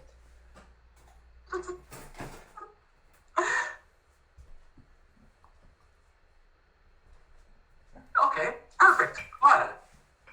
That could have made things awkward. Yeah. Though, keeping him downstairs might, how should I put it? I feel like I just gifted him something that he'll never use, if that's the case. Well, I was just proposing something. If you want to keep him upstairs and then, someone should murder him and that causes you to fuck up, okay. We're all winners. I promise I'll resurrect one of you. Did the party start without me? I'm starving. Charmcaster flies into the Druid Grove. Yes, come in. What's with the groupies? Who do we have here? And, Lily walks up. Ah! Pretty lady. Is this another one of them devils? Should I not ask your name? Was that okay for me to say? I don't mean to assume all devils are a certain way, but he did just say all devils don't like it. Lily John! Lily John, first mate of the Dragon Turtle. I'm sure you've heard of it. Yes, it's quite the ship. And Charmcaster kind of just looks him up and down. All right. I didn't know we were picking up stray sea dogs. Oh, Prentice. Good to see you again. And Prentice kind of just brings their head down low. Excuse me, Faust does, but she doesn't know his name changed. Charmcaster,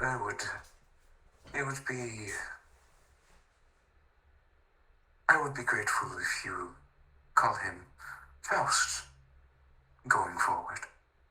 Oh, fancy. I like it. Okay, Faust. She puts out a hand. It's nice to meet you again. And Faust reluctantly reaches up to shake. He grasps her hands. And that same tingle you felt before, the same deep pressurizing energy that was present when Faust fed,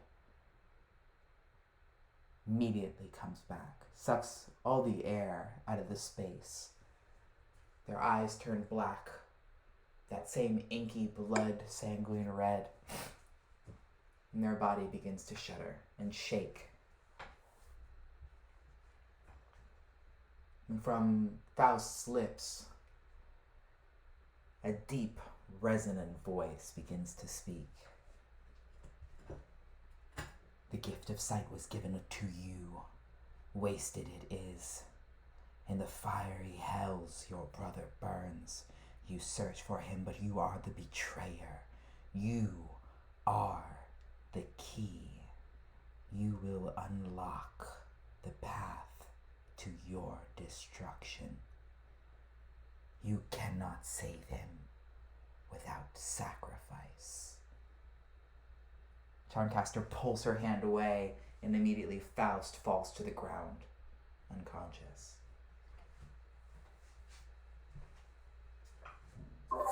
What the fuck? That is one hell of a party trick. What the fuck? Charmcaster's face is just pale as she could be, and she's breathing heavy, looking around at the crowd that now all of you have your eyes trained on her. I did not know he could do that. Kids say the darndest things. Yeah, you know, he's only like, what, a week old? He's already doing prophecies? I'm so proud. Oh my god. I got that from you, absolutely. Oh, The best thing about prophecies is they're all wish-wash. Could mean 1,000 different things. And when you think it's filled, you're merely at the beginning. Stark, what the fuck was that? I have no fucking clue. That's the first time I've seen him do that. What? Doesn't he always do that? No?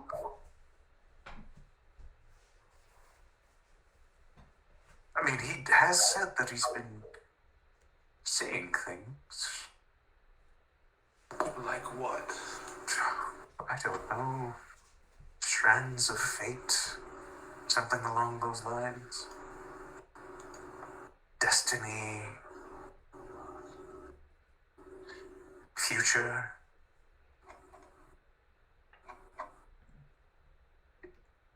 Does sound like something the elders from our elder oracles would say to me.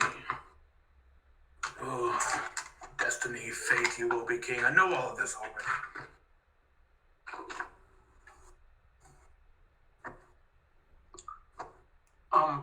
Charmcaster? Do you want to talk? Yeah, And she let's kinda- have a therapy session very quickly. She kind of looks around the room and then just takes off into the sky and flies away, leaving just the breeze behind her. And Atlantis, you finally come to the table with the last bit of food and to finish the feast as you watch her fly away. Ooh, my bad. Very well, more for us. And Should that parties now. is where we're going to end tonight's session. Oh, one last thing. Okay. I get Lily John's attention. Lily John. Snap a couple of times. Yeah, my lady. What can I do for you? And Crescent's head kind of pops up behind him. behind her and like does one of those kind of cough sneeze puffs of like just glitter dust all over him and casts lucid dream. So he thinks all of this is a dream. Illusory dream. Okay. Just this friend. I mean, I wouldn't call Cause it the target to perceive the world as if it was a dream. When the spell ends, the target forgets all identifying details of the events that transpired while the spell lasted. I will say it's a little late for most of the stuff that happened. Yeah. Oh, I thought it was like Gift of Gab, where it, like No, it's only for the duration of the spell, so you have to do it preemptively. the spell's duration is instantaneous. It should have a time that it lasts till, but even still, it's from the time that you cast the spell until the spell ends. So, if anything, the spell needs to be edited to have a duration, but it still would be. Oh, It still would be. I Go on.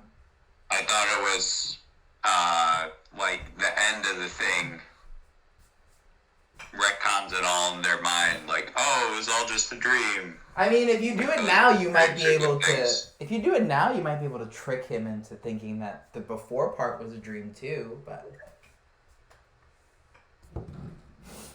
you know, Amateurs.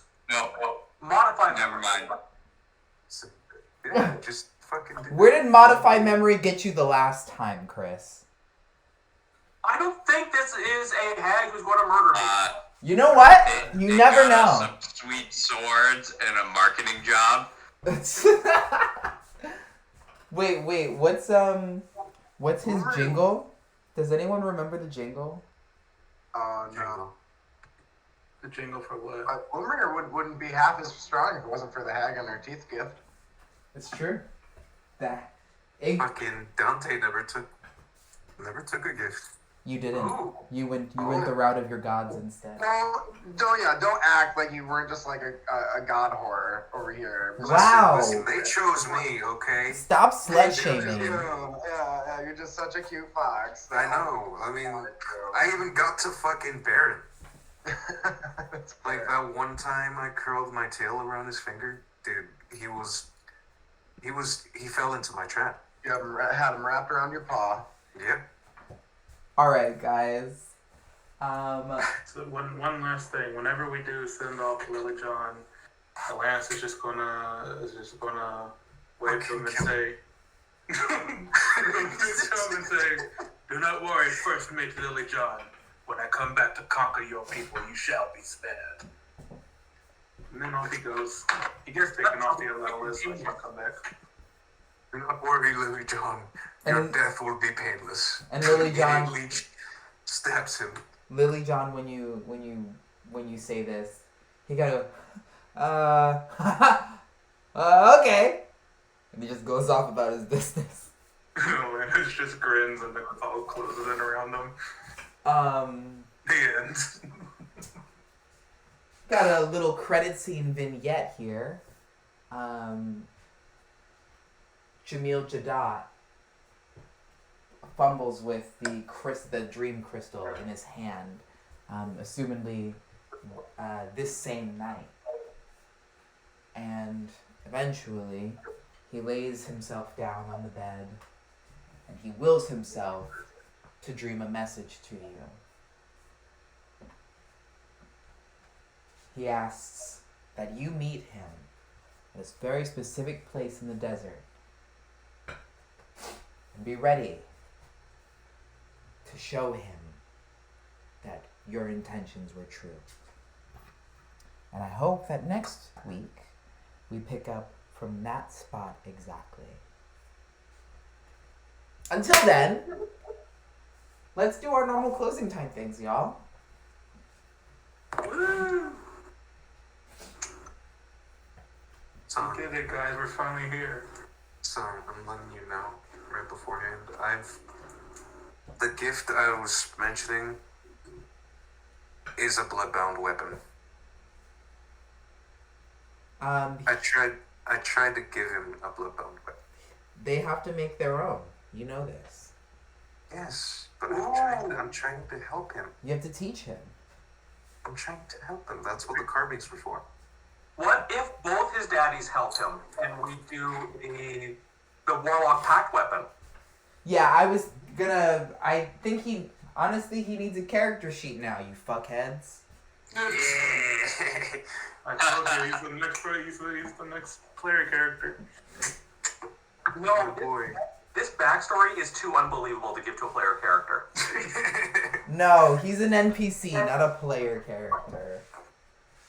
Born from the love between the But I blood didn't. vampire and Please the stop. devil himself. Please stop. Please. Y'all are ridiculous. So yeah, now I need to make another character sheet. Because you assholes. But yeah, you have to teach him these things. He's gonna start off as level 2, because I'm gonna try to kill him. Of course you are. Damn, level 2 doesn't even give him his pack weapon. God, we can't have a child. And where he's you gotta try be, to kill and he's himself. gonna be level 1 sorcerer, because he's gotta be a blood mage, a blood sage. And then level 2, or level 2 he'll be 1 level in warlock. So he'll be 1 in 1 right now. We can boost him. Let's go slay a dragon very quickly. Dude, let's go Leave it at 1 HP and have him toss a rocket. I don't like how you're looking at Crescent right now. Lily John, get over here. Yeah, there you go. Free XP. You leave, He's only a commoner. He's not worth much. you leave Lily John alone. Alright, We'll leave Lily guys. John alone if you leave our love child alone. Yeah. I don't like this at all. I'm uncomfortable with the energy that's been created in the studio today. So what guys! we do is every single person, No. every other character has to give him something, so everybody is his daddy. Alright, no more. My 6 daddies. No, listen, me and Ambassador created it. Okay? No one else will be his daddy. Listen to me. Yes. Listen. No more tangents. Name the episode. Stark and Ambassador had a love child. Forbid love. Blood baby. Blood baby. Baby, Look, baby. who is your daddy and what does he do? Oh my god.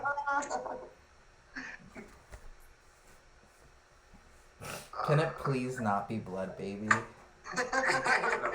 Baby. Look, baby. They grew up so quickly. Disciple of blood? Chains of Faust. The birds and the bats. The birds and the bats. Yes. I like bargaining. Bargaining. Ooh, I like Speak of the Devil too. Ooh, that one's a good one. That one's from Small. Nice job, Swan. I only say bargain Oh, that's good name. because of Faust and Faustian bargains with the devil. I was reborn in hell, and all I got was this T-shirt. The false D&D one. Oh, small retcon. Can you be wearing one of the Twilight Tower t-shirts? Who? Our love child. No. Yeah. I ban it. Stop calling him a love child and call him your son. He will grow up resenting you if you don't love him. He's not technically my son. You know what? It's gonna That's be why I call him my child instead of my son. it's gonna be Speak of the Devil because I like that. You win, Small. Yeah, that one's good. And nominations, y'all. Starting with Starting with Mitchell. I'm gonna vote for Chris for being the most evil. Yeah. Apropos. Chris, your vote? I'm gonna have to go with Stark. It was just so much fun role playing out those scenes.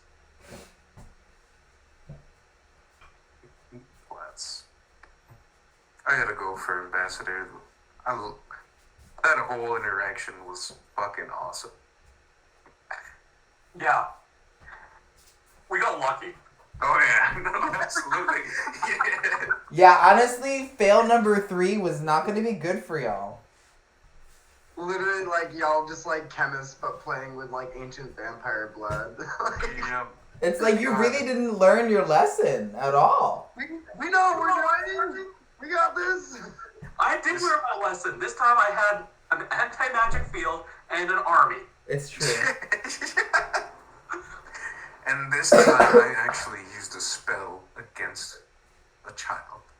That was a smart move. Yeah, the wisdom save is, that was clutch. That was clutch. I was like, okay. Maybe they do know what they're doing. Dream. Ambassador. I'm very tempted to give it to Lily John. He was really cool with a lot of things. He just wanted some fish, man. He was hungry. Ambassador, I feel like Ambassador got more screen time than he's had all month, and did a fantastic job of storytelling. Thank you. My vote will not change to Victor, but I will. One other point. Ambassador's still not the evilest of the group. Motherfucking shit. Oh, a motherfucking shit. I'm gonna give it to Faust because I can't decide between Ambassador and Stark. I love. Everyone's still gonna trust our wizard to identify items now. Yeah. Yeah, that's fucking hilarious. Oh yeah, because he lied about it. But he also, I will say this, the only one who knows that is Stark. Yeah. Oh, okay. I'm keeping that secret. Good. And also, it was a liable mission. Yeah. And also, are you gonna use the rings? No. What? Sad. Son, listen. Okay, you'd be angry if I didn't die. Wait, what? Well, no, I just want to kill you both at the same time. Make my life easy. Yeah, Listen, make my life so much he's level 1 right now. I would die literally from a rock. Yeah, I know. I'm not fucking doing that. Listen, you can't reap the benefits if you don't risk the rewards. Listen, I'm patient. I'll fucking wait. We'll see what happens. We'll see. Yeah. We'll see what happens. With that being said, Ambassador, take your well-deserved point of inspiration. You are a star. Thank you. And Son, I have a question for you. I may have an answer for you. At the end of the last campaign, you said Ben was the most evil. Yes. Has tonight's episode changed that scale, or is Ben still the most evil? I overall? think as per the start of campaign 3, that Gloombringer was the most evil.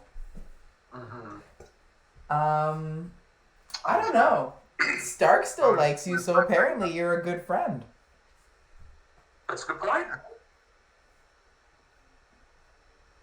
There you Stark go. never stopped liking Ambassador.